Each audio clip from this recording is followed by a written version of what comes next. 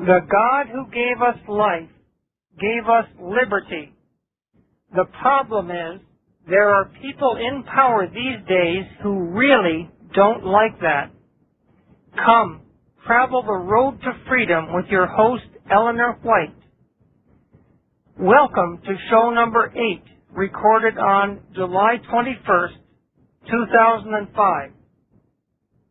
Road to Freedom is a listener-sponsored show by and about all the targets of electronically assisted vigilante gang stalking throughout the world. Road to Freedom brings you the latest information on this crime wave, which has so far been denied by every government and private agency whose mission is to help those who are targets of crime. The opinions expressed are those of the hosts and guests, and may not be those of others who are targets of vigilante stalking and electronic harassment, or of any person or group who may replay these recorded programs. Information for anyone who is thinking about donating to keep Road to Freedom on the air is found on the cover page of this show's website at the bottom. This show's website is shoestringradio.net. That's all one word, SHOESTRINGRADIO.net. Vigilante stalking and the covert use of advanced electronic weapons on vigilante stalking targets is basically the use of lies, again lies, to motivate networked groups of citizens to destroy the lives of their innocent targets.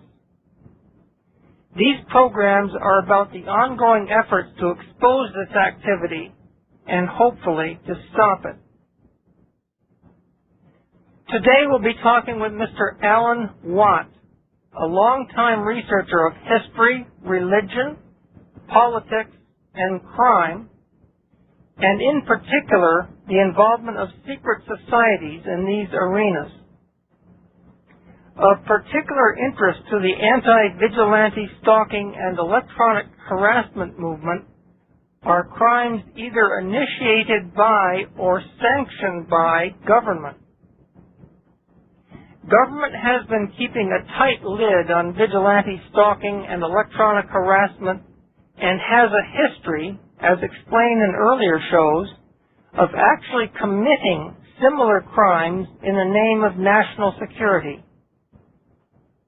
Alan Watt and other researchers have repeatedly found that membership in secret societies is a prerequisite for positions of authority in all levels of government. The problem is that secret societies have huge portions of their membership who have no idea that, say, 10% of their members are actively but covertly committing grievous crimes. In fact, several targets of vigilante stalking and electronic harassment have reported that known secret society members, usually of the order of free and accepted Masons, have participated in their harassment. So it's not all senior members. Some selected junior members are apparently participants as well. Alan Watt has more to tell along these lines. Alan has written 3 books on his research, and I will let Alan tell the listeners himself how the books can be ordered. The reason I asked Alan to come on is that he has also experienced the type of attacks characteristic of vigilante stalking and electronic harassment. Welcome to Road to Freedom, Alan. Yeah, it's a pleasure to be on. And could you tell us how the listeners could order your books? They're not available in bookstores. No. Yeah, they can write to me. They're $25 each. That includes postage and packing. And the contents, I say, even the contents aren't your regular off-the-shelf information. I go deep into the research from the ancient times right through to the present times and document it with the very little or scant information which is available when you research it. And if they want to, if one or all of these books, then $25, and a postal order will do from the post office to Alan Watt, which is A-L-A-N, Watt is W-A-T-T. And my address is Site 41, Box 4, Estaire, which is like Fred Astaire, only with an E, E-S-T-A-I-R-E, Ontario. The postal code is P for Peter, 3, E for Elizabeth, 4, N for Nora, 1. But as I say, the information contained within goes as far back as Sumer and philosophers of Greece, because they did more talking about this secret society that was already in existence in their day than probably anyone since. So it's very real. It's all about control of the world. And I delve into their information, and then I bring up current authors who also have been working in government or the CIA or MI6 in Britain, who've also written books about this very technique of electronic harassment, which is very real. It's documented, and it's being used on the public on a much wider scale today.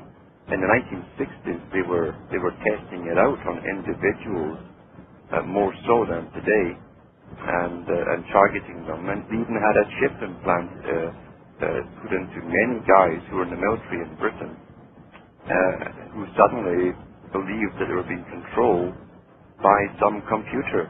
And this was a new phenomenon they saw coming into the psychiatric hospitals in the 1960s, before the computer was a household word. And it turns out, many years later, the government admitted that they did use selective soldiers who were in for minor operations whilst in the military, and they put in various implants to see what effect they'd have. Alan, excuse me 1 second. Before we get too far into the topic, you've given the listeners enough to become interested in your books. Yeah. And I just want to repeat your address myself so they hear it from two different voices. Yeah. As your telephone connection tends to be a little bit weak. Uh-huh. So the address for these books, they're $25 each. A postal money order is fine, but if you send it from outside of Canada, you want to be sure that whatever you send is in Canadian dollars. My understanding is you can send an American postal money order, but you must tell the clerk that you want it in Canadian dollars. International. International. And the address is Alan Watt, and that's ALANWATT. Next line is Site, that's SITE 41, then Box 4. And the city name is Estaire, E-S-T-A-I-R-E, Ontario. Country is Canada. And the postal code is P3E space 4N1. And in phonetics, that's Papa 3 Echo, and a space, 4 November 1. Okay. Now, what Alan has said to this point is that he's written about the people behind the power structure throughout history. And what he has discovered is that, distant as it may sound, he's discovered that the secret society people who are lusting for power are not only aware of electronic harassment, but are almost certainly behind it as well. And in private, they're very brutal. They don't pull any punches. They will do anything they have to achieve their dream, which is world domination with their particular members at the top. So would you continue on? You were talking about electronic harassment and these people who lust for power. Yeah, well, we can go as far back even to Plato, the Greek philosopher, who he wrote about a future society which would be the perfect, he called it republics or world states. And he said, even said there'd be a guardian class that would run it from the top. They would have a helping class of bureaucrats and military and so on. And he said the time will come where women will also serve in the front lines with the men, and that will be the time for their final takeover, which is happening today. It certainly is. And he also said, the perfect world that we shall construct will be based on the special breeding of selected people for special purposes. So we're into eugenics here. He said, outside of the guardian class, those who are in the military and who have military mindsets will be interbred with the women in the military. So their offspring will constantly be hereditary military, you see. And then he said, we shall breed short, squat men, he said, for going into mines.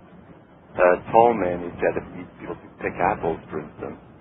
And he said, in other words, just like the animals that are the domesticated animals, which are inbred for specific qualities, we shall do the same with the he called them the its. He didn't say the lower classes. He called them the its. They were not human as far as he was concerned. Indeed, and let me say that establishing total control is the only way these things can be done, and that's what leads us to this overwhelming harassment night and day, both by human beings and by electronic equipment that is so advanced the university professors don't know about it. Yes, and that's the key to it in this system in which we live. I've talked to many high masons way above their degree level, and independently they've all told me the same things.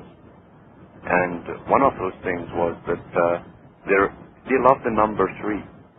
The number 3 is the Trinity. They always have a Trinity regardless of the religion they create or push. And they have 3 levels of every science. And from professorship down, I was told, that is the lowest level of any science. Well, we who are targets of this stuff can assure the listeners, those listeners who have not experienced it, that what Alan just said is the absolute truth. What we have experienced is basically the most bizarre happenings which you read about as paranormal, for example, happen to us. We do not have a clue how it's done, and obviously someone does because it's being done. And it is not poltergeist because the timing is different.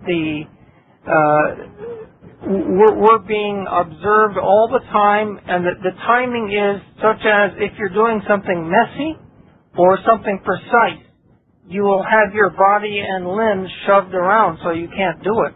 That is not characteristic of a poltergeist attack. You will find that this happens when you go to work as well, or when you're in your car. So what we're saying is our experience backs up Alan's assertion 100% that there are at least 2 levels of science beyond what the best university physics professor knows about. That's right. It's all compartmentalized, and now some of the equipment that they do use and have used since the 1950s was shown on a CBC television program, the Wendy Mesler show, and when she had Nick Begich on from Alaska. And Nick Begich, of course, was the son of a congressman who was killed in a plane crash. And he went on his own investigation and then came into this world of HAARP technologies and various mind control devices. And on the Wendy Mesler show, he had a huge table full of these little handheld TV converter type remotes. Some no larger than a pack of cigarettes, some smaller. And he told Wendy to stand over, maybe 20 feet away from him, and he pointed one at her, and he said, "What do you hear?" And she said, I hear music right in the center of my head." And this is a live television program. Alan, this is brand new to me, and I'm stunned by it. I didn't know that Nick had equipment that could do that, so we're definitely going to have to get in touch with him and find out what that was. Yes, well, I recorded the show, and he said, if I wanted to, I could just as easily have good words in your head. And he said, this equipment is obsolete. He said, the CIA were using this in the 1950s. So you can imagine what they have today. Yes, we don't have to imagine, do we? You and I and the rest of us. Can you tell us what some of your experiences that jolted you into the reality of this stuff? That it's not just written in some book somewhere, that it's for real, and you've experienced it. Yes. I've also known people who were implanted with chips in Britain who had them removed. And they had been involved in the military and all had minor operations within the military and then had terrible upsets afterwards after they were discharged. One was actually committed to a mental institution, and he said that he felt there was something in his spine that was controlling him. And they did x-rays and they did find this tiny little, they didn't know what it was at the time, but they removed it, and it all stopped. So they were testing them out mainly on military people back in the 1970s, and 60s actually. That's quite a while ago. Our own membership, who are, most of us are not military. I am military, but I've never found any evidence of an implant. But a few of us, less than a handful, have had implants.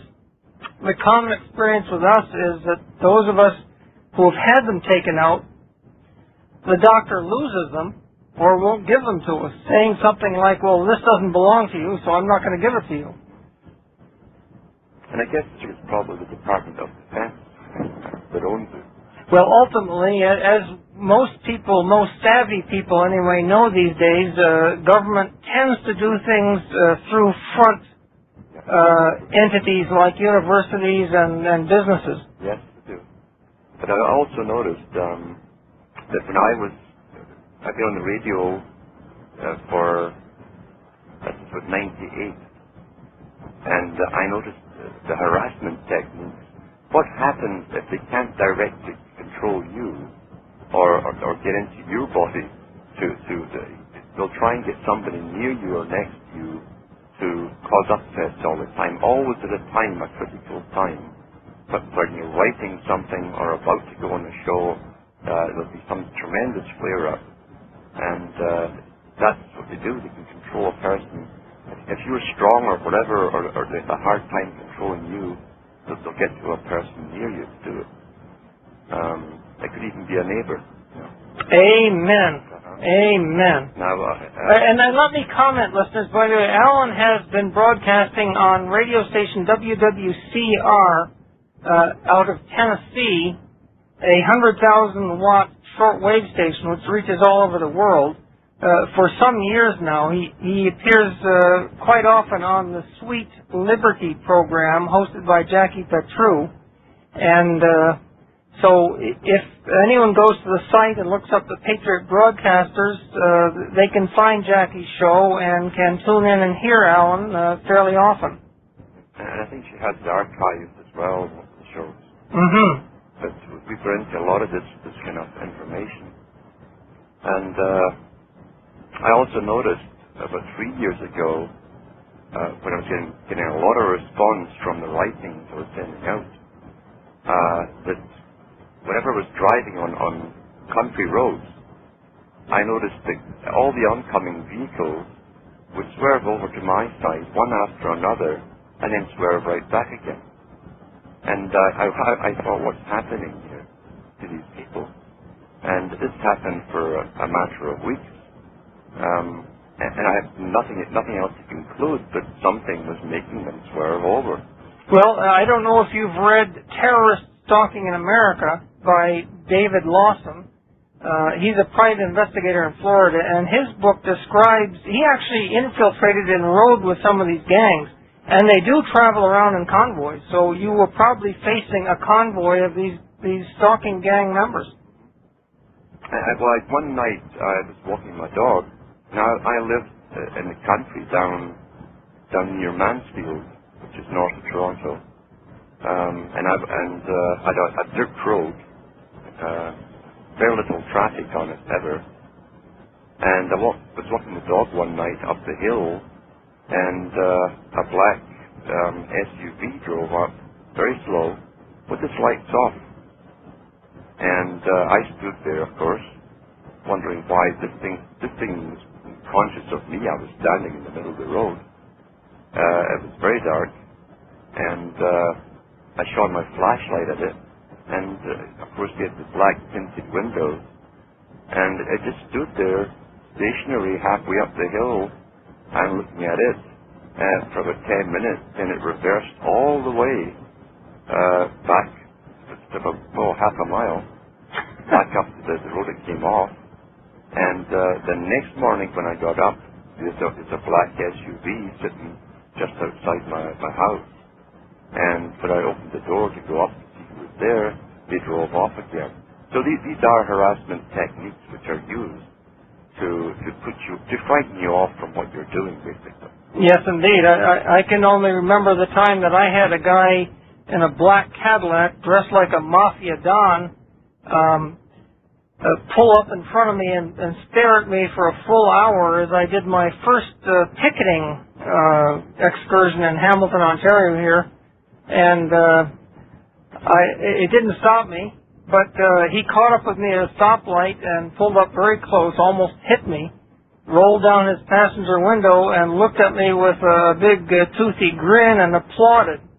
And I swear this fellow was recruited because he looked exactly like the mafia don Carlo Gambino. Oh, yeah. He had a gray fedora with a black band. It was a classic.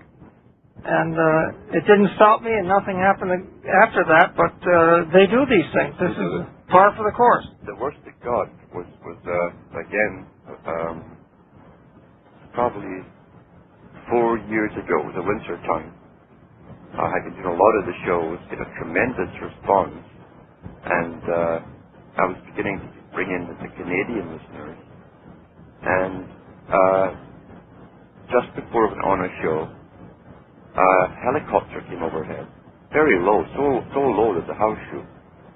And I had the wood fire going. And the next thing I knew was that I heard this whoomph. And the doors blew open in the fire, and then my chimney was on fire.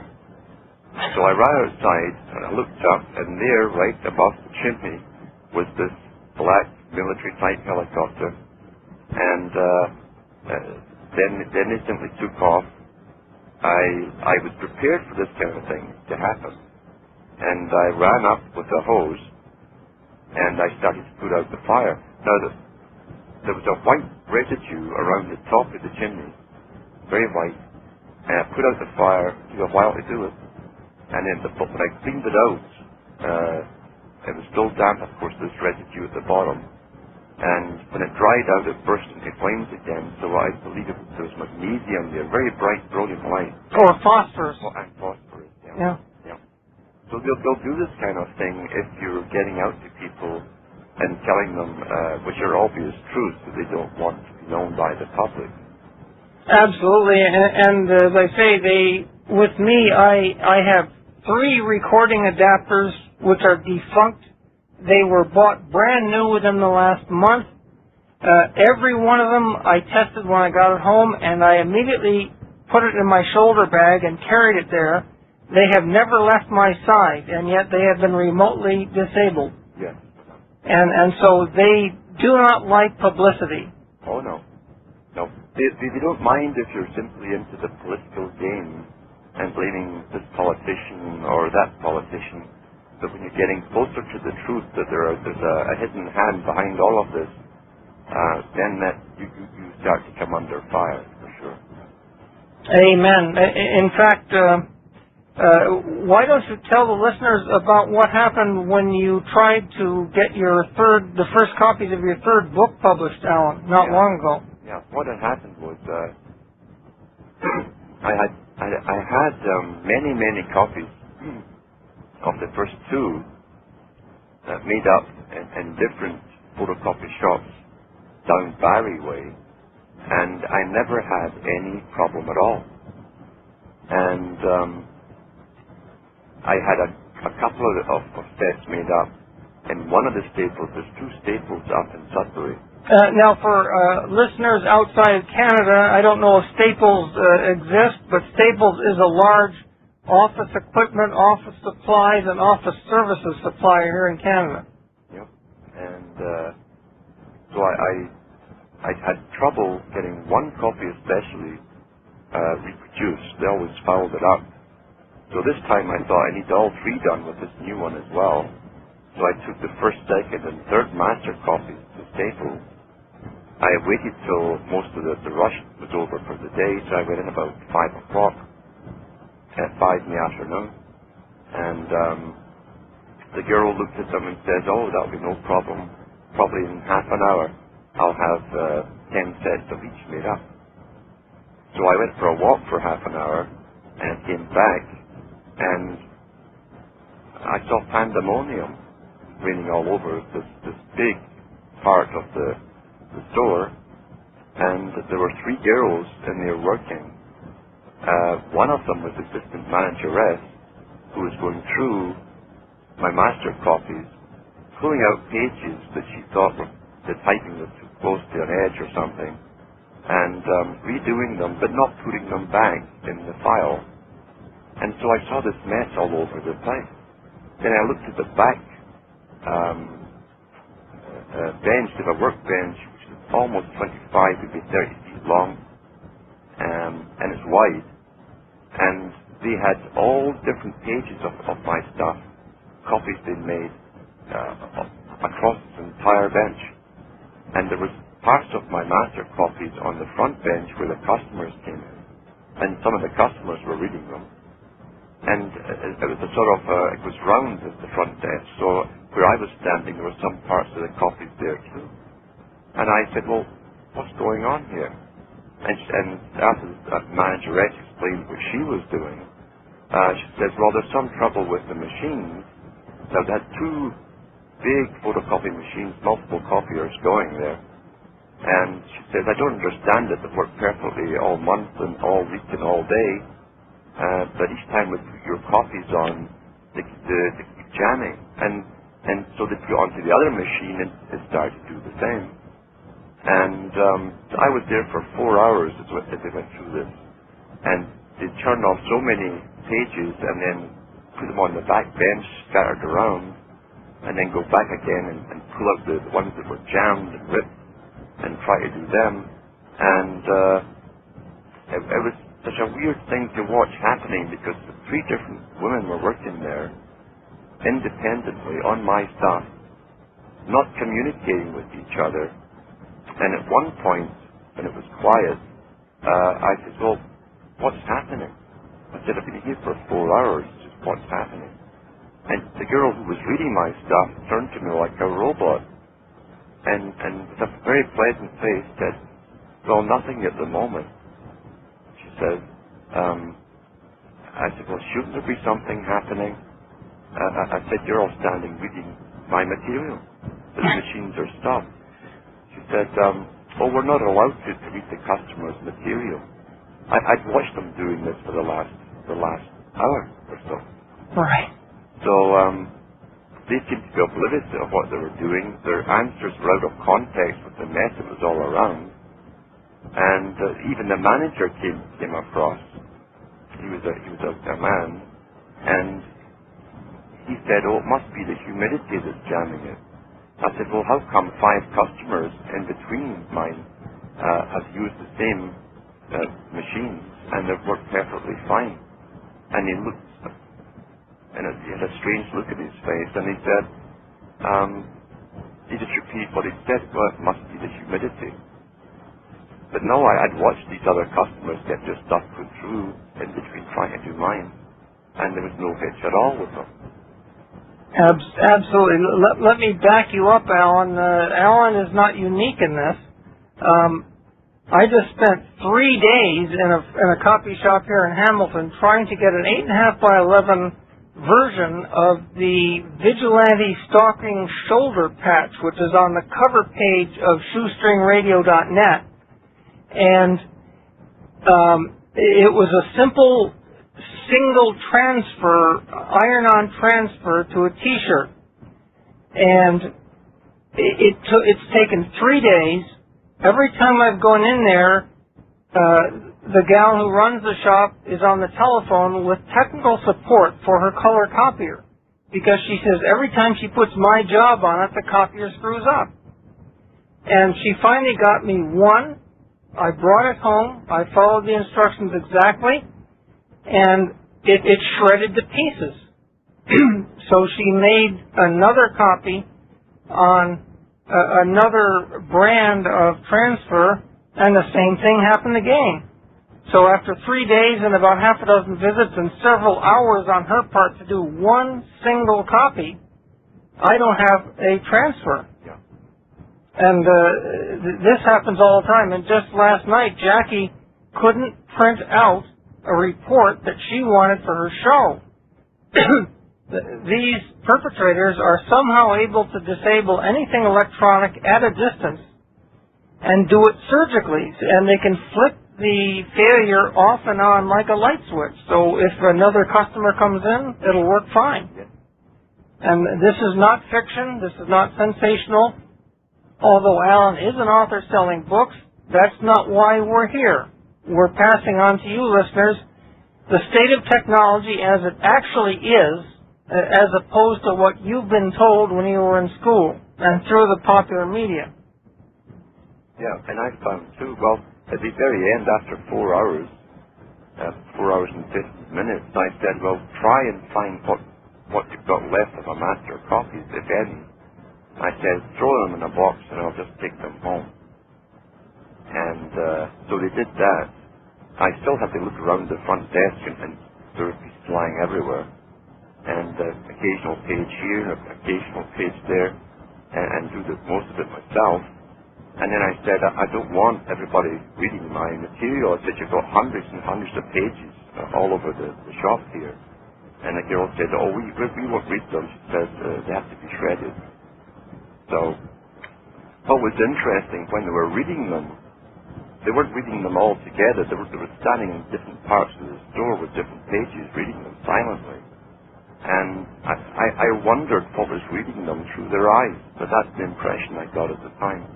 That's more than an impression, Alan. Our group does have occasional instances where some sort of harassment is planned based on what could only have been seen through our eyes. Yeah. Briefly, I ordered 16 topographic maps of New England where I lived originally, and I got every single map ID number correct on the order. The order came in with 3 mistakes, 3 maps that were picked incorrectly.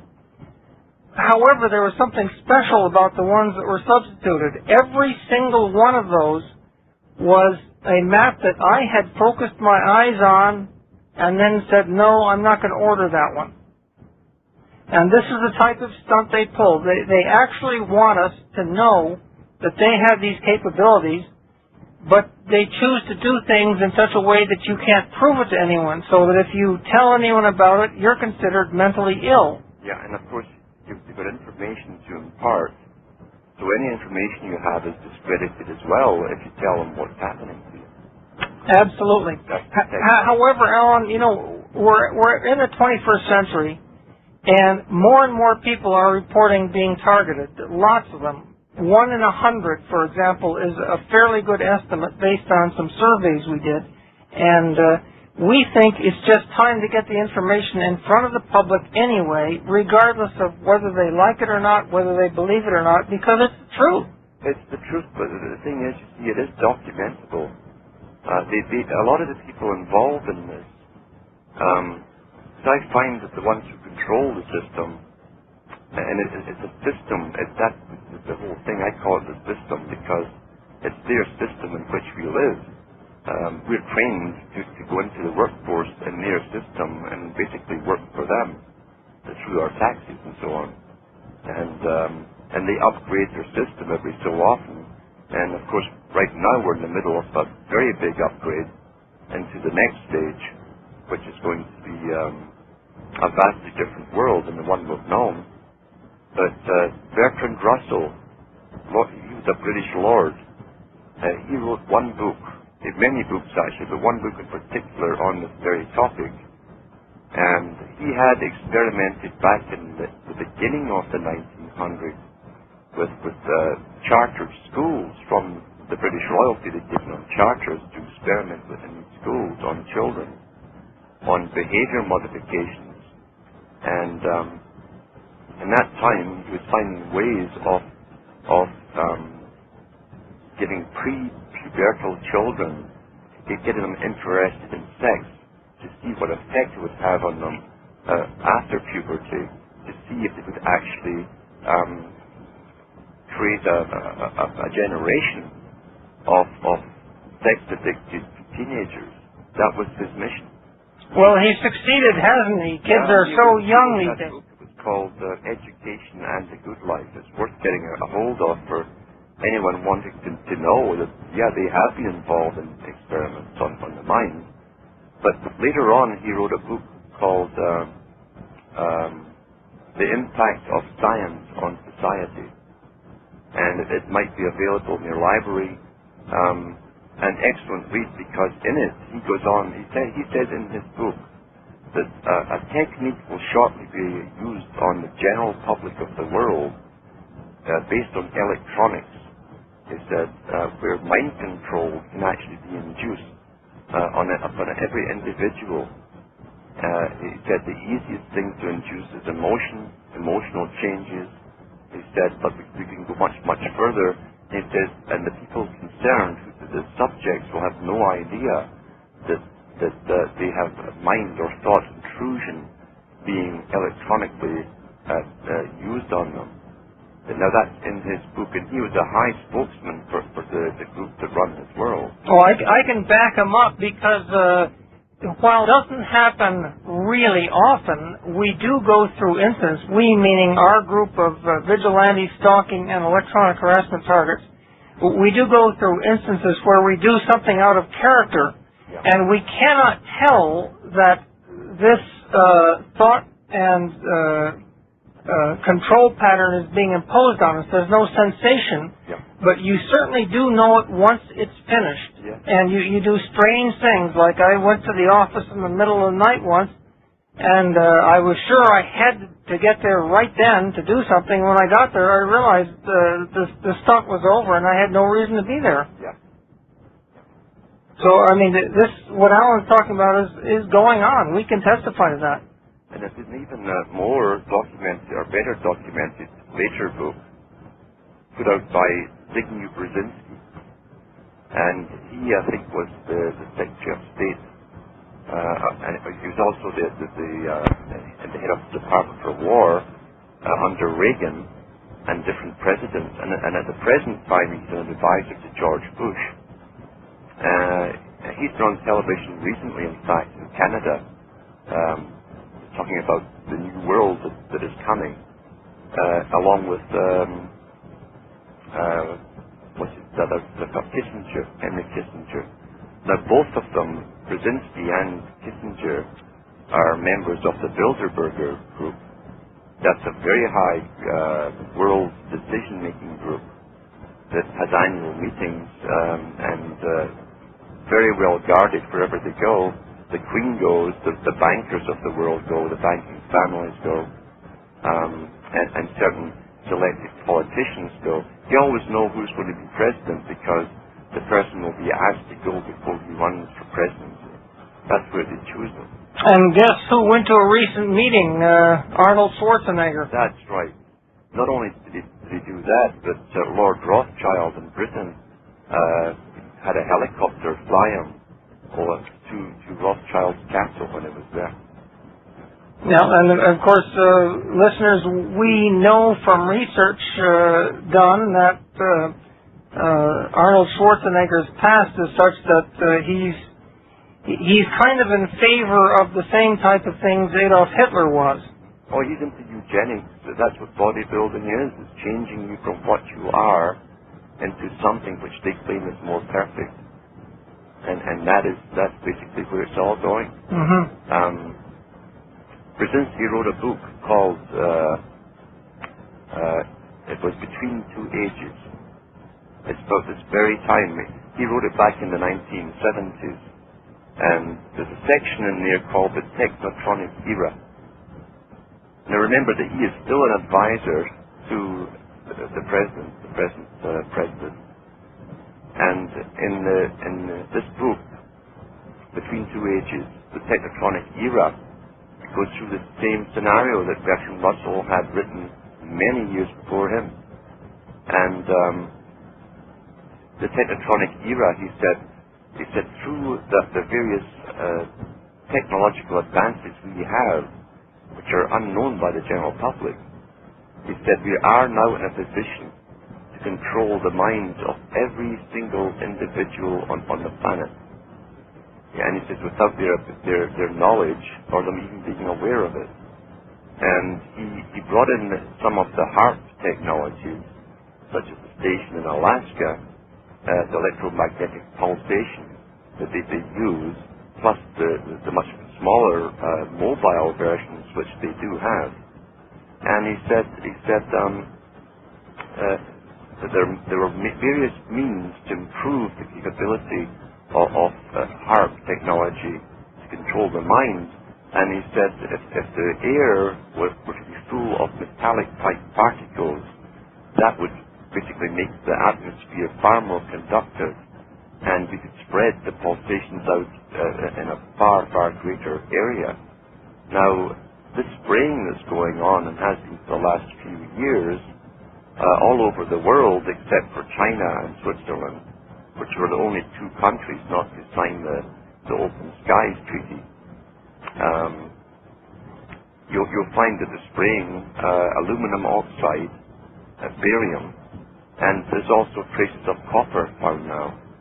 So these are all metallic substances, and it is definitely making the atmosphere more conducive to this pulsating HAARP-type technology, which is being used consistently. You can pick up those stations on the shortwave radio, and they're going 24 hours a day now in two different areas, and the sound is unmistakable. It's like nothing else you'll hear on shortwave. Is that the motorboat sound that we're hearing right now, Alan? What you're hearing now is usually an even different frequency from the original one used at Riga, and the Russian Soviets were using it.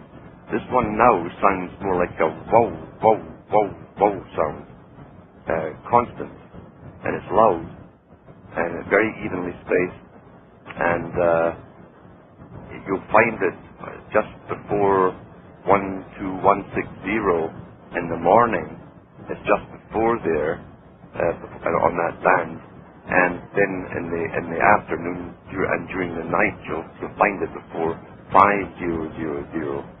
And you can come across it.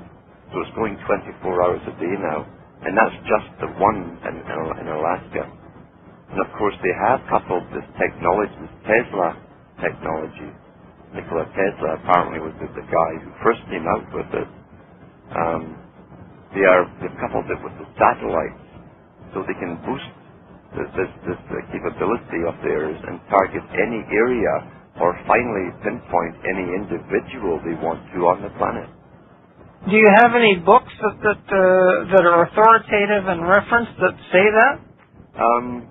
They had articles written about the HAARP project in some of the Canadian newspapers quite a few years ago. Of course, the problem with the literature is that it's so diluted. I mean, to find one reference to the effect on somebody's mind out of all the HAARP literature is... Yeah. Well, you'll find it in Brzezinski's book, though. Oh, is that right? Yeah, in Between Two Ages. Yeah. Between Two Ages, I see. Yeah, because he goes into that in the chapter called the Technotronic Era. He goes into these, he touches on them. He doesn't go into it in very fine detail, but he does touch on the basic techniques, the electronic techniques that they have already used. And his highest rank in the U.S. federal cabinet was what? I think he was Secretary of State for a while. And then he was in charge of the War Department. I don't know what they call it there. Defense, yeah. Yeah. So, and now he's still an advisor to George Bush. He's a member of the Council on Foreign Relations, which is the American version of the Royal Institute of International Affairs. That's the American branch, in fact. Right. And of course, that was set up back in the late 1800s by Cecil Rhodes, who created Rhodesia, and Lord Rothschild, and they ended up acquiring all of the gold and diamond mines across South Africa to build up their wealth, to do what they claim was to eventually control the world through finances, and to bring in a certain type of culture worldwide based on the British system. So now that they have the Canada has a group here. Lloyd Axworthy, in fact, is one of the highest-ranking members for the Canadian side, and they call it the Canadian Institute for International Affairs. All Commonwealth countries have it. They call it the International Affairs, and they simply use Australian, Canadian, and so on for the first word. Yes, Canada is kind of disappointing, aren't they, Alan? They seem to be keeping very quiet on all of these important issues. Oh, tremendously. We're supposed to be happy and just drink our six-packs here and have a good time. Watch hockey. Yeah, watch hockey. Listen to the crisis, ongoing crisis, financial and otherwise, and leave it to the experts. That's the bottom line. Bertrand Russell, on the impact of science on society, said, and he wrote that back in the 1940s, and he said the world will be trained to only take documentation or news from experts, he says, until they're unable to think for themselves. And that's the stage that we've got to. And then again, Brzezinski reiterates that in his book, Between Two Ages, and he said, shortly the time is coming when the general public will be unable to think for themselves. They will be downloaded by information on the previous night's news, and that will be their topic at work the following day. Well, that's happening right now, for sure. Just try and tell them about this subject. Their eyes glass over and they look out the window. Yes. You need a Peter Mansbridge type figure or a Dan Rather to tell them something. Then they will believe it. But if anyone else tells them, they won't, because they've been trained to listen and only believe these authoritative figures. Well, Canada did one tiny little thing that was really good, but they aborted it. And you put me onto this originally. For a couple of years, not recently, but a couple of years ago, the Canadian government apparently was sending out letters to Canadian citizens who asked about the chemtrails. Yeah. And they said in the letter that it wasn't being done by Canadian aircraft. That's right. Which is an admission that it's going on. Yes. Nowadays, they won't talk about it. They just say, we don't know what you're talking about. Well, a few years ago, aircraft were coming over, before the trail started, over the whole of Canada. There were aircraft coming across from the States, and they were spraying low over the town of Espanola, which is near Manitoulin. In Ontario, yes. Ontario. and they sprayed it heavily for months. The people there noticed that they were having a lot of miscarriages. Even the animals and the deer and so on were having miscarriages. And it got so bad that the people, the residents, drew up a committee, and they did take it all the way to the Supreme Court, and they did get an admission that the U.S. aircraft had been testing something out on them, and so that's where it ended, with an admission that this happened from the Supreme Court of Canada. Yes, and believe it or not, I heard on one late night show a tape that a caller made from an air traffic controller in, I think it was Victoria, British Columbia, where the controller actually stated on the telephone that these were combined military exercises. So it has leaked out, but now it's considered so secret that they won't even admit that they ever talked about it. Well, they can't, you see. Now, generally what they'll do is tell people, declassify it about 50 years after the event. Yes. Because most of the people concerned by then have died. Right. Generally from the spraying. But the Calgary in 1948 was sprayed heavily for a full week by flying fortresses, by the permission of the Canadian government in collusion with the U.S. government. Aren't they generous? And that is documented, and Don Scott from Sudbury has that information, and he has put that in a book form, and he documents who gave permission, and it was all signed by the Prime Minister and so on, and so the whole city was used for, and then of course the health authorities followed each individual, unknowingly to the individual, throughout their lives to see what effects it had on them, and that came down with cancers and so on. Indeed.